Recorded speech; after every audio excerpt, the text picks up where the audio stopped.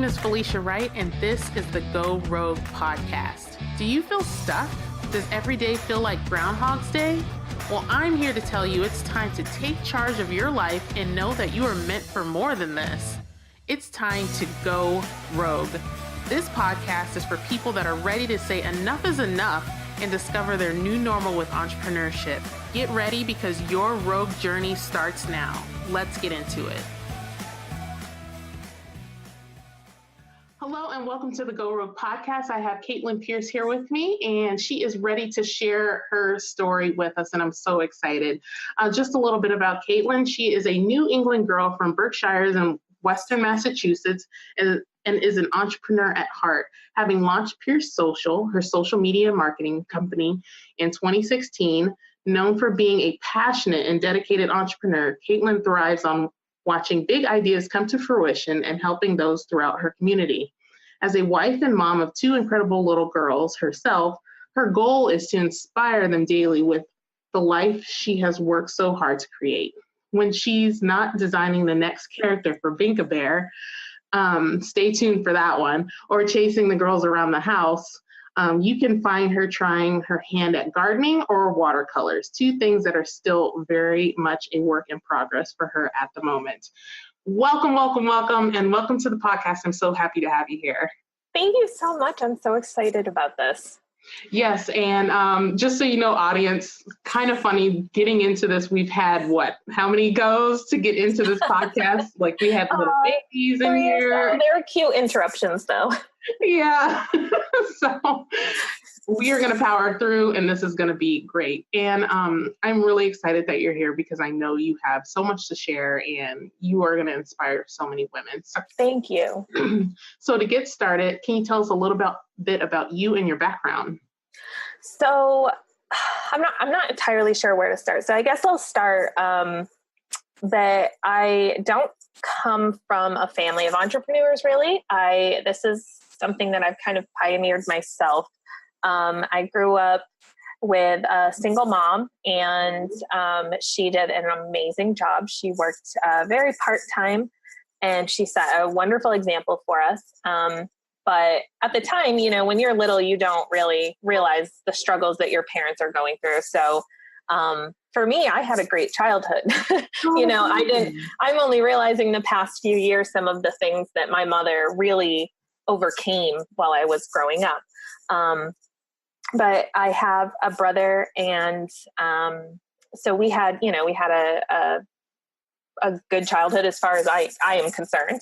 Mm-hmm. And then I met my husband when I was in my early 20s. I think I was 20 years old. So we've been together for a little over 10 years now, and we have two little girls. Delilah is my youngest, and she will be 3 this month. And then Sylvia is my oldest, and she will be 6 in February. Oh. And since becoming a mother, it has really changed my, my priorities and my mindset. That was, I think, really my big light bulb moment for when I really decided that I needed to take more control of my life. I personally have overcome a lot of anxiety challenges. I have anxiety disorder, and that's something that I've dealt with my entire life, and actually prevented me from graduating high school. I had dropped out when I was 16. I did go and get my GED, which is, the equivalent of your diploma. But for me, I couldn't handle being in the crowded high schools. High school just was not for me. Yeah. School in general just was not for me at all. I think I'm a pretty smart person. And I've always did well. It was really just the way the system worked. Mm-hmm. I didn't fit that mold. And unfortunately, it's not so much black and white situation or right or wrong or things, with a public school system, there's so many things that they have to accommodate. So, it's a really hard topic to discuss, but so for me, I did not fit that mold. It did not work, but I had dropped out, got my GED, and then I started at a community college. And at that point, I think I was about 16 and I had a blog. And mind you, this was when, you said the word blog and people were like, what is a blog? Like, what are you even talking about? Because, it makes me feel really old, but this was about 15 years ago now. Wow. And and so I had a blog, and so I had started taking pictures and all kinds of things. And I think that evolved till when I was in my early 20s, and I still had a blog about our local community. And I started attending some local networking events for creative entrepreneurs because I was just not sure how to take the skills that I had, because mind you, even 10 years ago, blogging and, web development and any kind of social media stuff was not really a thing. Obviously, like websites, businesses had websites and blogs were starting to pop up, but it really wasn't a thing. So I wasn't sure how to apply my talents. And I did find a branding and design agency that had approached me. The owner of it had seen my local blog, had seen the posts that I had written, that I had built the website myself, that I was taking the photos. And he hired me on the spot. He said, I'm not really sure what you're going to do yet, but, this was at a time when like Facebook was really starting to pop up, and we were trying to convince some of those clients that were working with the agency for web and for branding that social media was something they're going to want to have a handle on. So I came in there, and it was really a huge moment for me because I was a girl without any real college education, and to get an opportunity like that was really huge. But the thing I want to point out is that I worked for it. I put in the work. I made it fun for me, but blogging and all of that was something that I enjoyed doing, but I used it in a way, I used it almost as a portfolio. It's like, I didn't have that certificate with that degree, but I had this experience doing all of these things, and I had this portfolio. And then I started finding the free networking events in town and just started networking and getting my name out there and just kind of seeing what kind of opportunities were out there. And that for me was just a huge light bulb moment, because I went from being told my entire life, when you're in school, that you have to grow up, you have to go to college, you have to get a degree, you have to find a job, and then you have to work that job, ideally like a 40-hour a week job until you retire. And it's and I don't know, again, if it's just because I grew up poor and it's more of that kind of cycle, but I was constantly told, this is how you do it. It was never presented that there was any other way to live your life. So when I found those networking events and I saw these people that had created jobs doing things that they loved, it was this light bulb moment. I'm like, hey, I can do this. And then it began, and since then I've launched, my own business a couple of years ago. When I had babies, I wanted to be home more. So I've been on my own for 2 years now, which is amazing. That's awesome. And I want to go back a little bit, because throughout your story, you told me so many points where you were so courageous in what you did. So what I mean by that is stepping into that role of being brand new, like having your anxiety and that guy hiring you on the spot, and having the courage to go to those networking events. And even with the anxiety, you were still able to do it. So I want to explore that a little bit more with you, because I know that there's other women out there that feel like, oh, well, I didn't graduate from high school, and their self-worth feels really low. But your story really shows that you can be and do whatever you want. So how did you find the courage to do that?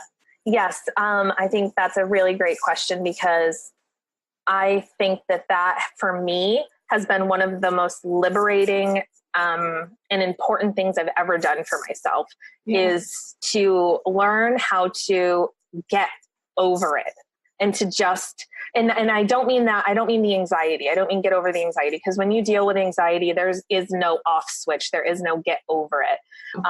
You develop coping skills. You learn what your triggers are, you learn how you react to those things, and then you find ways to deal with that. And I can talk about that a little bit more.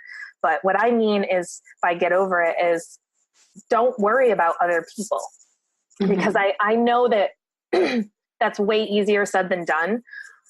But when I got to a point where I started having enough confidence in myself and what I knew, it became so much easier to talk to people, because when you go into a conversation already just prepared to be judged, and that people are going to think you're not intelligent, or that you don't know what you're talking about, or whatever it is that you fill your head with, because that's what you do when you have anxiety, is you fill your head with all of these things that aren't true, 99% of the time. And then you go into a situation and it's just, you're setting yourself up for failure. And I'm honestly not entirely sure at what point I found that confidence, but that was something that I had to do, because I say this to my father. So my father is another topic. It's a whole other story. But my father has a lot of mental illness. He has a lot of learning disabilities, and he has some addiction issues. And for him, he, had dealt with a lot of abuse growing up too. So for him, I know he's always very, very concerned about how people are going to perceive him in any situation. And that's not unlike most of us. People are, you want to be liked. You don't want to be ridiculed. But what I've learned in life is that anybody that would ridicule you or give you a hard time or make you feel that way is not worth your time in any capacity. And once I was able to kind of realize that when people act that way, they're almost doing me a favor, it was really helpful, because it kind of pointed them out for me. And it wasn't so, it was helpful for my anxiety, honestly, because instead of wondering, oh my gosh, does this person like me? Or it just was out there. It's like, okay, well, I know that they are not worth my time. And when you think about it, I mean, there's over 7 billion people on this planet. I'm sure that number is even bigger now. You don't need that person. It's like, you don't need that person. Whatever it is, whatever your mission is, whatever you're trying to do in that situation, there's going to be so many more people that are going to support you than aren't. That is such a good point. My friend Heather always says this quote that she heard somewhere. I never let go of something that didn't have claws in it, because we don't like to let things go and let people go, but it's actually powerful to let people go that don't serve us anymore. It's so true. And we do not grow up with developing our mindset and developing the way we think about that kind of stuff. Like, we're very reaction based, I think, as a society. It's like something happens and you react to it. We don't put a lot of effort into the way that I don't want to say control, because controlling is a tricky word. That word's hard, because I feel like to have control of something is almost impossible. But so tell me more about your thoughts on letting people go. Well, like I was saying, that when you are able to let people go, it frees up space in your brain for you to focus on serving the people that are supporting you.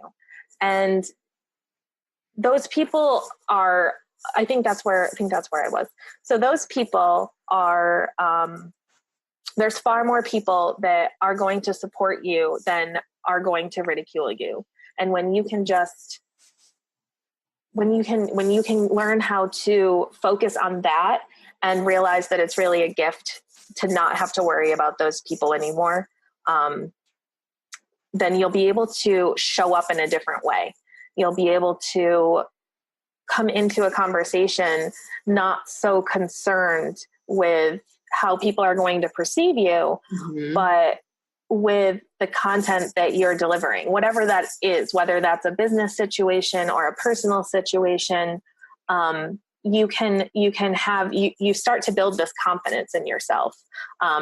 And the other thing that I know I personally struggle with, and I think all entrepreneurs really struggle with, is imposter syndrome. Oh, yeah. And just constantly thinking that you're like, I don't know what I'm talking about. Like, I have no, like, what qualifies me to be this professional or to know what I'm talking about?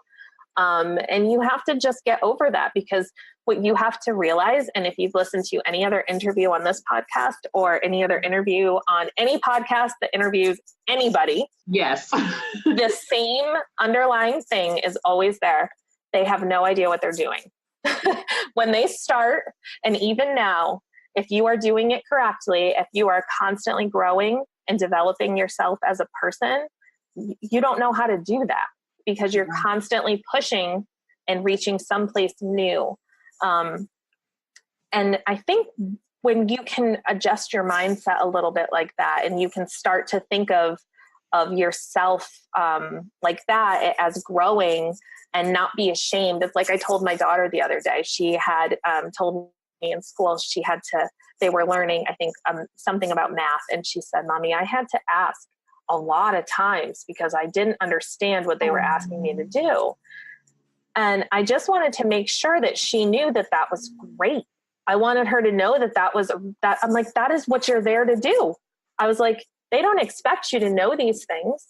And the things that they expect you to know, it's like, if you don't understand, you should always ask. You should never be ashamed of that, because when you're asking questions, you're growing, you're learning, and you should never stop doing that. And I think we hit a point sometimes where we just think, okay, now we're all grown up and that's it. We should know everything. And it's like, no, I've never been this age before. I've never had children who are, 2 and 5. I've never done that before. And we definitely need to get out of that space of like, I'm all knowing now. I am such and such age and I've learned everything I could learn. And I've recently been talking about journey this, journey that, because life is a journey and there is no last destination of where you're going to know it all.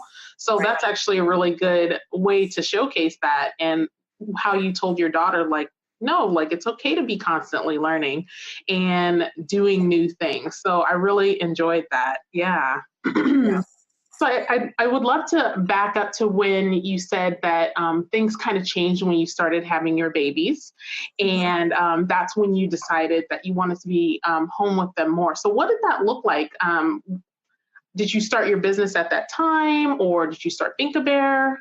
So Binka Bear came after. Pierce Social is what has enabled me to work for myself. And I have, like I said, I found that position, and that enabled me to gain experience that has allowed me to have some additional marketing jobs and social media jobs. And it was great because when I had Sylvia, my oldest, I had just started a job as the social media manager for What to Expect When You're Expecting.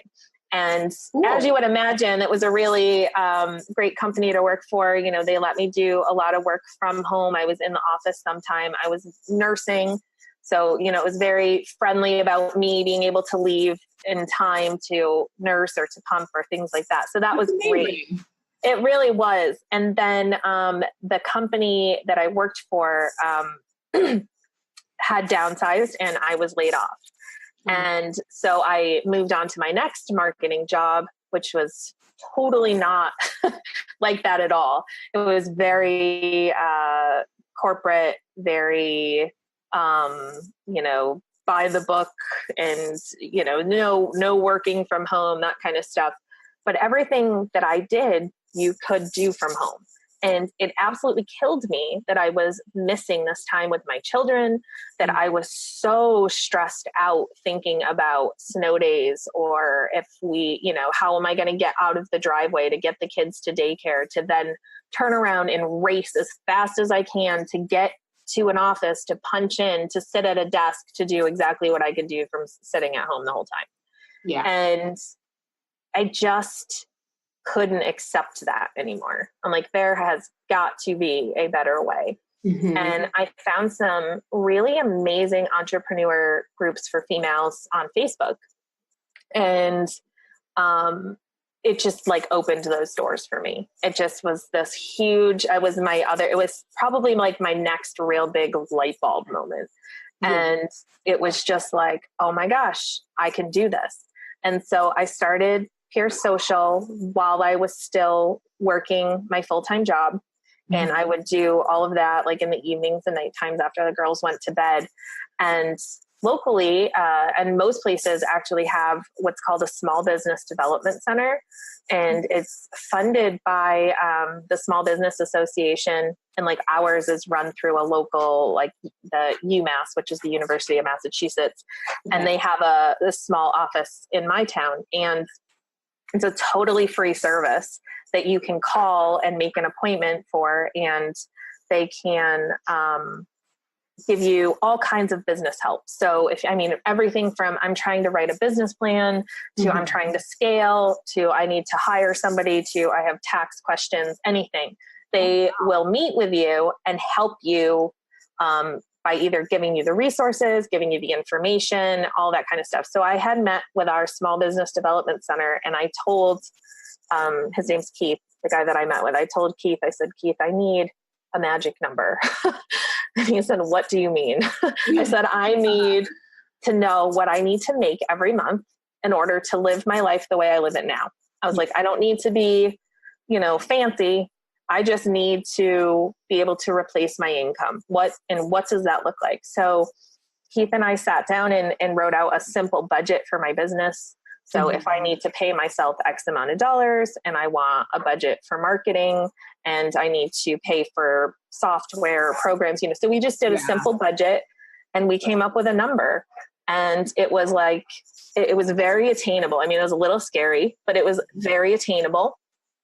And I told myself if I can meet that number for at least 3 months, then I would quit my job and go full time. And I did that in the first 4 months of my business. That's amazing. Yeah, it was really amazing. I launched in July of 2016 and I put in my notice in October of 2016. And then my last day was November 8th. 2016, and I've been on my own ever since. And it's been such a blessing. I say all the time, I have no idea how parents can work and sorry, my husband's coughing. It's okay. I'm sure you can hear my babies in the background.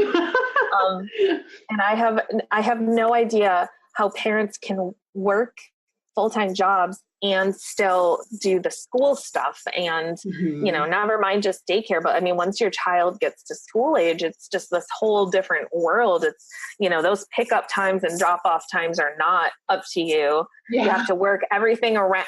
It's so hard. And then God forbid there, where we live, there's always a ton of snow. We live in New England. So, mm-hmm. Snow days we usually have like one a month at least. There's just like, we've had a snow day already. And it's November. Yeah. Wow. So, it's impossible to try to make your schedule work while you have children in school and you have to work around a work schedule, somebody else's schedule. So for me, it was amazing to be able to give myself that gift. And it's obviously, as an entrepreneur, there's other challenges and struggles and things that you have to deal with, and it's hard. Mm-hmm. But for me, that trade-off has been so worth it. And then last year, about exactly a year ago now, is when Binka Bear all started. Oh, I'm excited to hear about this. So Binka Bear this was not the plan. But has been the most exciting thing I think I've ever done in my life. And Binka Bear was invented in my head actually a few years ago when I was weaning Sylvia from her pacifiers. Okay. So, we had gotten her down to just at bedtime, and she was not quite 3. I think Delilah was weeks old. She was just born because I think it was January or something like that. Years and years ago. So Sylvia's going to be 6 now. And for me, I couldn't get past how I was going to take those pacifiers from her because she only had them at nighttime, and she was very good about that. That was the first thing she looked for when she got into her bed at night. She was, where are my binkies? Where are my binkies? That's all it was like her favorite comfort item. So I was terrified. I'm like, how do I do this? And sorry, I'm like dinging or something here. Yeah, and I'm sure that honestly, as parents, like when our kids attach to something, it's almost like a lifeline, so we can maintain our sanity sometimes. So I completely get it. My babies weren't on pacifiers, but they had their own things where I'm like, okay, well, even now, I'm like, here's the phone. I need 5 minutes. Yes, and the pacifiers are a big issue for parents too, because it's a sleep thing. Parents are afraid to take them because most children are very attached to them at nighttime, and they don't want to disrupt that routine. And so when I was terrified trying to think of how I was going to do this, and I'm like, there has to be something online. So, start Googling. And there is nothing.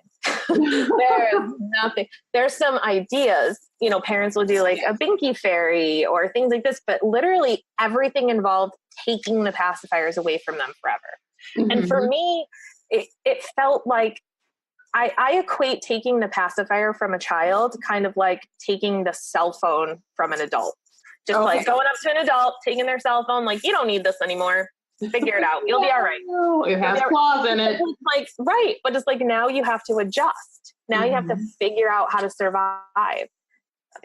And so you have to adjust to that. And it's kind of the same thing, but for me, I didn't want to just take that from her. It seemed, and obviously children are going to be fine. The reality of the situation is the kids are going to be fine. This is more of the parents who are not. Yeah. The parents who are not going to be okay for at least a few days. That's a hard thing to do. Oh, yes. So for me, I'm like, there has got to be a way for me as the parent to still have my sanity and not have this be a horrible experience, and for my kids to not have this be a horrible experience. Like there has got to be something I can do. And that's when the wheel started turning, and I had come up with putting the pacifiers inside of the bear. We had some levies that she enjoyed, and so I'm like, all right, we'll put it inside. And then she has them, but she can't put them in her mouth. Yeah. And it worked really, really well. And so we're doing this, and I'm literally, I'm like, how is this not a thing? How is there not? I'm like, this would be great if there was a book with it and all kinds of things, and this was a few years ago. And I wrote the Binka Bear story like at least 3 years ago now. Oh, wow. And yeah, but I never did anything with it. I just didn't. Because how do you do this? How do you invent something in your head and bring it to market? I mean, it's not really like there's no process for this. It's so hard. So I just never really did anything with it until last year when I couldn't get the idea out of my head anymore. And it was Thanksgiving, and I was laying there in my bed, I think at midnight, making a logo in Canva or something just to get this idea out of my head. And I made a Facebook page and put it out there. And literally the day after I made the Facebook page, I got a message from, they were more acquaintances at the time. Our children had gone to daycare together, and he reached out to me and said that he saw Binka Bear and was wondering if we were looking for early investors. And literally the day after Oh my God. If this wasn't meant to be, I don't know what is. Right? And so it was the next day, and it wasn't a tremendous amount of money, but for me, I mean, it was a tremendous amount of money for me. But so they gave us a small investment, and we used that investment to, design the sample, illustrate the book, illustrate the bear. And then I hired another woman who's a good friend of mine to co-author the book with me. So she took what I wrote and then just made it even better. And so it's been this huge process for a year. The prototype got stuck in customs. The sample, our only sample, got stuck in customs. So I'm like totally going way beyond where I should have with the story, but our prototype got stuck for weeks, almost 7 weeks. And we literally, this morning, I got an email that we might be able to expedite some things so that we'll be able to get it a month earlier than thought. But it's been just like, I really thought we would have bears like 2 months ago. It's just, I guess the whole point of this is that this has been just the craziest, most unexpected, unpredictable, wild ride I've ever been on. And let's go back to the fact grateful. that you literally were like, okay, I just need to do something. You put up the page and then you had an investor the next day. Like that is next level crazy. And level crazy. Yes.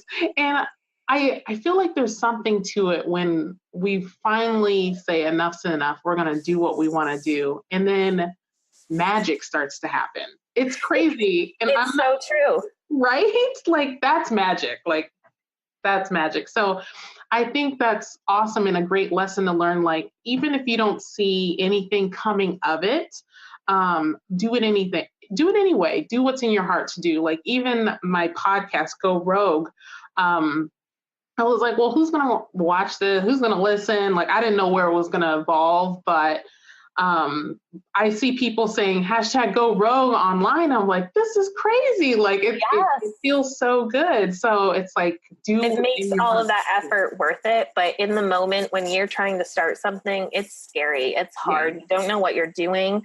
And again, that imposter syndrome kicks in. I'm like, what qualifies me to do this, to take this much money from these people and literally just spend their money and hope that we can get it back. And what they tell me constantly is that it's my confidence. They said, they've told me, they're like, I've never met anybody like you. I don't even sell this product. I exude this product. It's just, I'm so passionate about it that they were just convinced. Like I didn't even have to really pitch them. They saw the idea, they thought it was brilliant. And then they heard me talk about it, and it has just been wonderful ever since to work with them. And so it's nice that we have a little team of people to bounce ideas off of. But it has been so crazy. And it got to a point with it where I just couldn't sit on it. I actually had gone to a retreat. I had gone to the Boss Mom retreat in October of 2017. Okay. And I had the most amazing time. I had already known a lot of the women who were going. I was connected with them. They were just supporters of Pierce Social. I've worked with them, clients, things like that.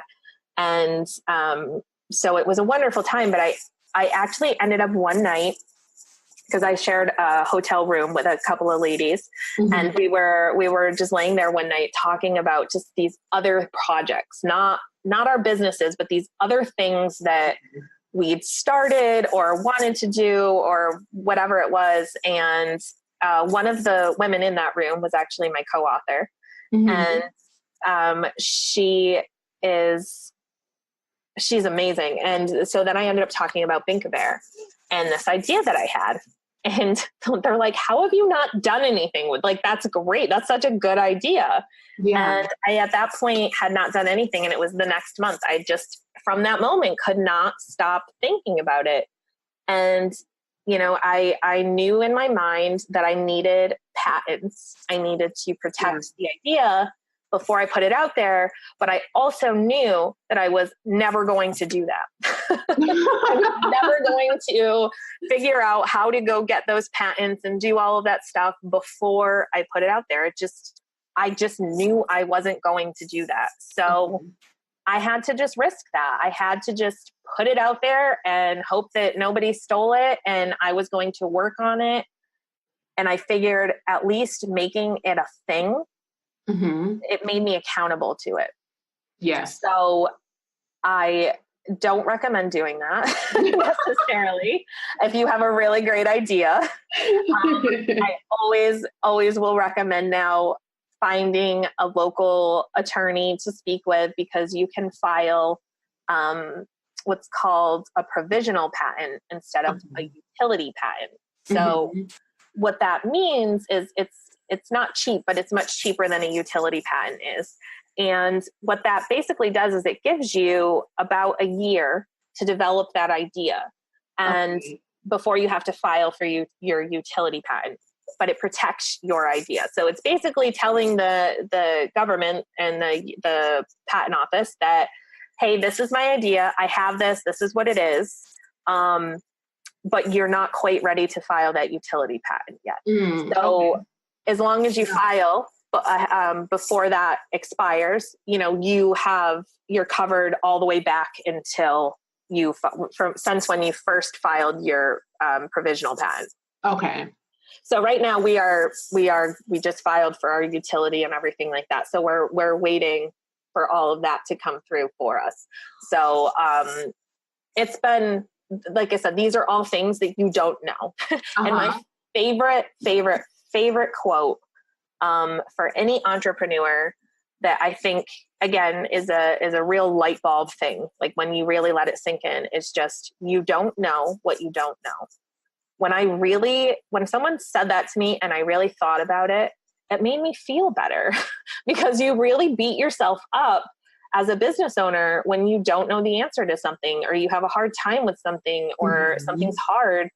You want to give up. You want to just say, well, I'm just not qualified. I shouldn't be doing this, or I can't do this, or whatever excuse you have in your head that you're giving yourself.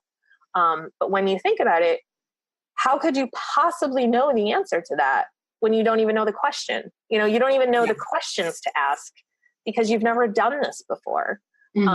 Just like every other person before you had also never done that before.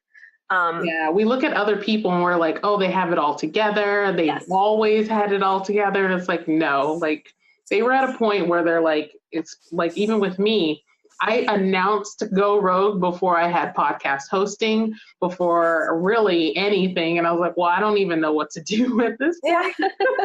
But I announced it was coming out in 2 weeks. So I think it's just the movement helps you figure out what you don't know and just figure it out along the way. 100%. And not being afraid to make a mistake and learn from it. As long as you own your mistakes, you will find people actually respect you for them. Because when you can try something new, maybe you didn't do well with it, and you can say, man, I should have done this, or, I really probably could have done this, better, or I should have talked to so-and-so. You own them, and you take responsibility for that. And people really admire when people do that. At least I know I do. When I see people who, whatever the situation is, when they own those mistakes and you can see that they genuinely own them. And what that means to me is that you recognize that it was a mistake. And instead of focusing all of your energy on debating whose fault it was to begin with, or how it started or whatever, who cares? What I want you to put your energy toward is figuring out how to make sure it doesn't happen again. Yeah. That's where the energy is best spent. Okay, this happened, maybe feelings got hurt or something didn't get done. And it's like, okay, it happened. And obviously you want to know how it happened, but the energy should be focused on how do we make sure it doesn't happen again? And when you can start to shift a little bit like that, you're going to see a lot more progress. Oh, that's really great advice, because a lot of us, we just get stuck in like the blame game sometimes, Yes, even if get we're very blaming defensive ourselves. too. Yeah, but you want to defend yourself. You want to. Mhm. It's our instinct in any situation, whether you're beating yourself up or you're having an argument with somebody. And this is in business and in life. Mhm. Everybody wants to be defensive. That's why it's so hard to discuss politics or anything, because Yeah. everyone is very, very, very concerned with being right. Not, yeah, that's all that matters. In most situations, it's about being right and defending yourself. And like you said, the blame game, but your energy, it's such a waste of energy. I mean, when you wake up in the morning, you have only so much time and so much energy. You will never get that back. You are giving that away. You get to choose every day what you give your time and energy to. And it should never be something that negative, because that is not productive.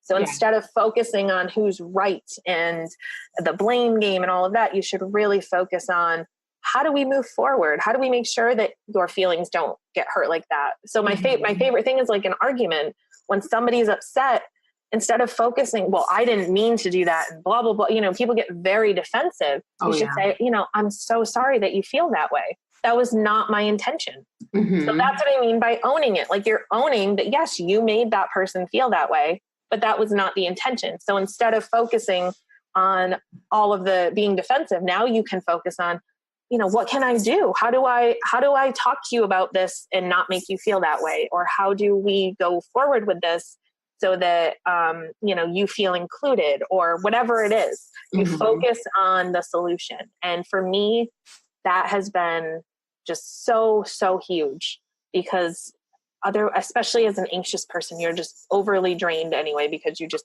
overanalyze everything. So giving myself some of that energy and that time back has been a big gift. That's amazing. So when do you think the Binka Bear would be available? Because I know the listeners are going to be like, I need that. Like, so, I don't even know if I talked about Binka Bear, like what he does. I just talked about him. Even the passy is in him, right? Yes. So he comes with a book, and it's Binka Bear and the Magic of Willow Spring, which is where he lives. And he's got all of his magical friends, and they get their magic that allows them to do all kinds of cool things when a big boy or girl is ready to share their pacifier. So you read the story, and it talks about Binka Bear and how he's waiting patiently for his special letter with your child's pacifier. And so at the end, you then put the pacifiers into special pouches in his hands that close up permanently. And yes, they close up permanently. And it's just, it's kind of like laced like a shoe. So you can knot it up as the parent, and ideally a child's not gonna be able to get it out. And then it has fabric that flips over to cover that up so that it's kind of out of sight, out of mind. But we put them in the paws because then that way the child can feel them. They know that they're there, but they can't put them in their mouth. And the incentive is that they're giving Binka Bear these special powers, and then they get to keep Binka Bear, who's like the cutest bear ever. He is just adorable. And I'm like patiently waiting because Delilah still has her pacifiers at bedtime. And I wanted to wean a little bit sooner, but you know, production delays. And we're waiting for Binka Bear because she's so excited about Binka Bear. I keep telling her he's coming, and she cannot wait to give him her pacifiers. So the plan, this morning I got an email. So if all goes well, we should be shipping them to people in March. So that's the plan. So exciting. I'm so excited. I cannot wait to get him home, because we had a successful Kickstarter campaign in August for Binka Bear. So we raised $20,000 in August for our first round of manufacturing. And so we have, you know, a couple hundred people that have like already ordered Binka Bears that are waiting for him. So they'll get first priority. And then we have pre-orders open on our website. So then it'll be prioritized from there. So it's just so exciting. I cannot wait to get this first shipment and to just move on to like the next phase of this. Yeah. And I can't wait. I just can't wait. I'm so excited. Like I said, I got the email this morning about like it being hopefully being able to be done a little bit sooner. So I'm still just so excited. It's been such a long journey. Oh, I'm sure. And like the best part about your story is that it's not a typical one, because us as women, it's like my story isn't typical. Like I'm not that person. I didn't come from a great family. Like you said, like you didn't come from a family of entrepreneurs. You didn't see this growing up, and you had trouble in school with anxiety, but you still did it anyway.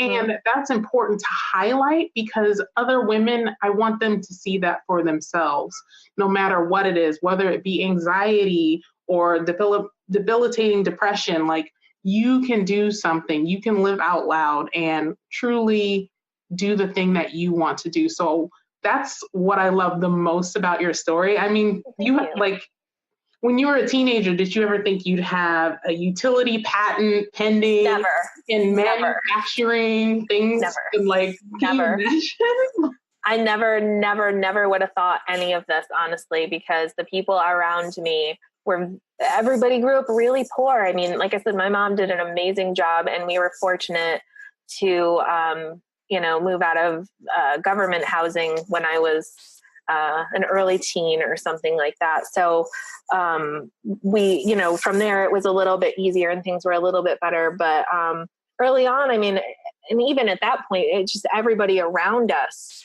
just struggled so hard, and everybody had jobs they hated. And you listen to adults talk to each other as a kid, and that's all everyone's conversation is who can complain more about things.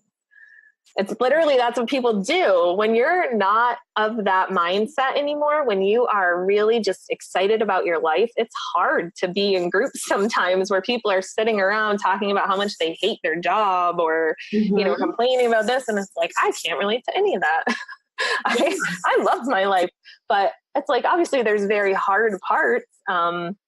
Money struggles, there's good months, there's bad months, there's lots of things to overcome. But when you can start to change the way you think of things and start really prioritizing what you give your time and energy to, it's like you will really see a difference. And with Binka Bear, because that is the coping skills that I've learned throughout my life are really so important to me. Binka Bear's underlying mission is to bring more emotional intelligence into the home and to teach coping skills. So in addition to Binka Bear, it's like we have a blog, and we will ideally develop more products and things like that are themed around teaching coping skills and teaching parents how to also have coping skills, because most adults don't have coping skills. But those things are really important, and everybody's going to do it just a little bit different. So having a situation in an environment where you can allow children to learn who they are and how they best learn is going to be really helpful. Yeah. Oh, this has been so much fun, because like I watch Shark Tank. So hearing you talk about patents and stuff, I was like, this is so cool. Oh my gosh. I know, it's like my favorite show. And I literally, that's all I can think about. I'm like, I feel like I'm living through Shark Tank. Yes. And there's one other show I'm obsessed with called The Prophet. I've been wanting to watch that. His name's Marcus Lemonis, and he literally is my idol. I love him so much. And I found out the day after that he was in my very small town doing a free talk, literally like last month. I cried. I cried. I'm like, Facebook, you failed me. How did you tell me this the day after he was here? Yeah. Yes. So those shows have always been just like huge, huge inspirations for me. And I've never would have thought that I'd be like living this myself. So you were for sure living it.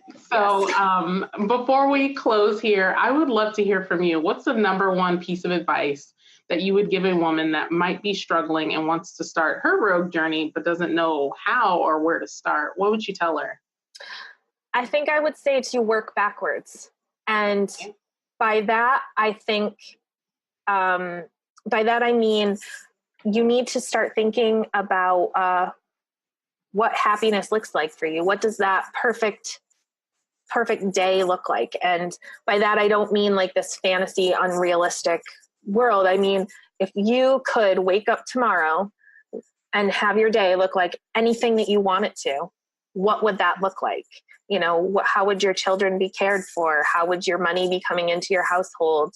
Would you be doing yoga in the middle of the day? Like when would you be working? What would your ideal day look like? Because I honestly think most of us don't know. Most people don't have any clue what that looks like for them.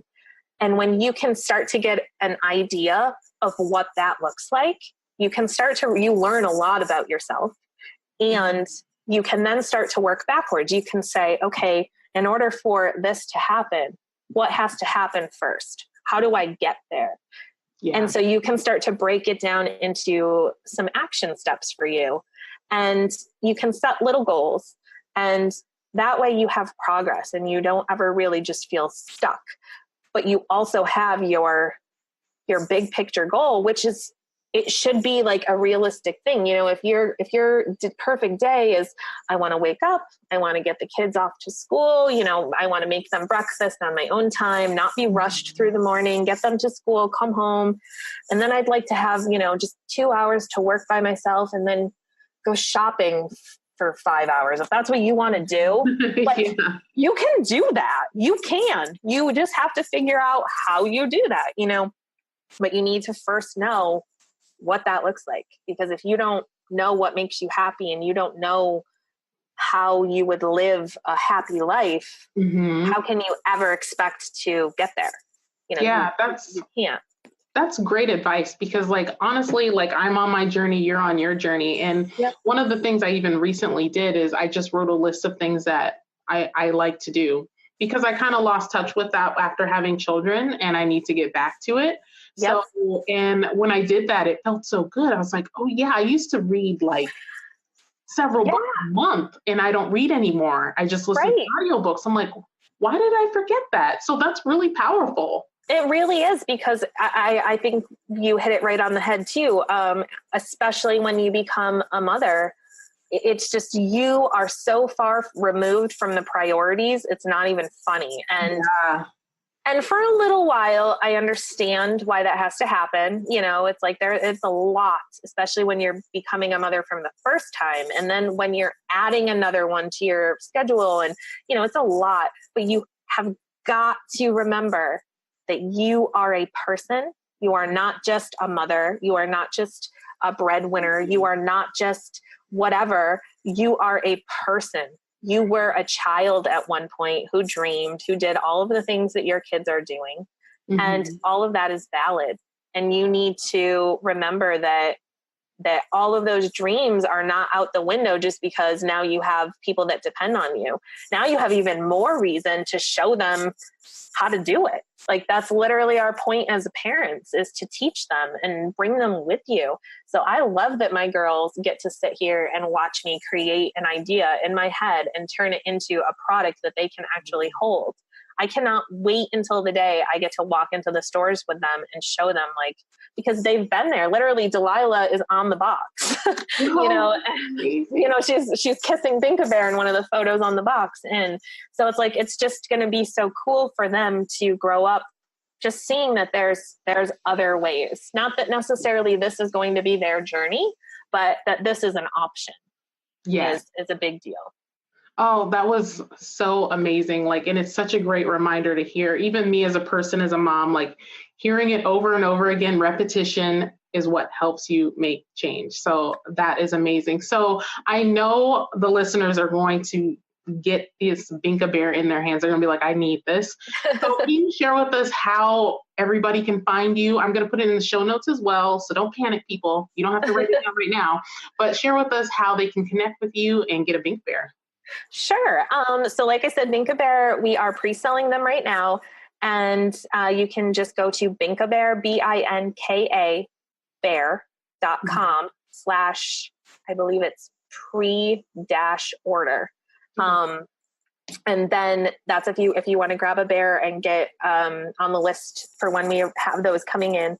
And then I'm also on Instagram and on Facebook a lot. So on Instagram, our handle is the Binka Bear. And then on Facebook, we're just /Binka Bear. Okay. So you can find us any of those places.